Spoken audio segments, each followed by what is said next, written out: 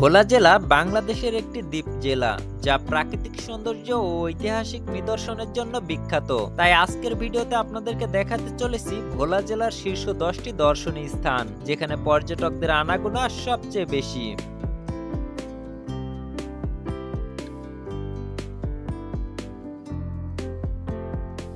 মনপুরা দ্বীপ। মেঘনা নদীর কোল ঘেঁষা এই দ্বীপে রয়েছে বেলাভূমি, হরিণের অভয়াশ্রম ও Monpura landing station.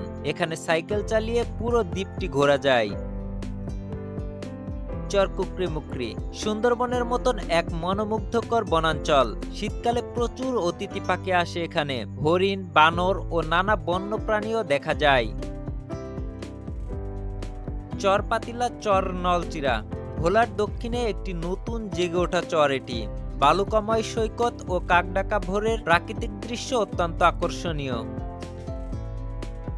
Borhanuddin gas field ও পার্ক।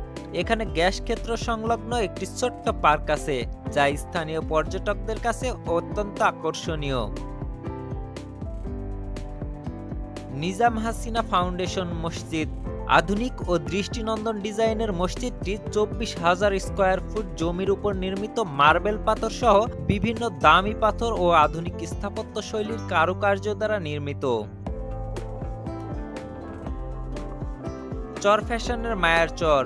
মায়ার চরের সৌন্দর্য ও সূর্যাস্ত বিখ্যাত। নদী ও প্রকৃতির এক অনন্য মিলন। লালমোহনের চর গিয়াসউদ্দিন ও চর ভুতা।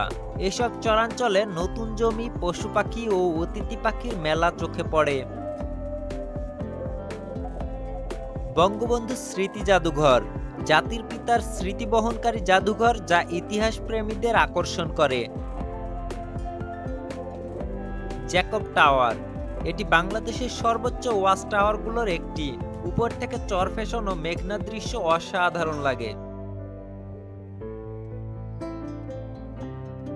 দৌলত খানের পুরাতন মসজিদ ও ঐতিহাসিক নিদর্শন।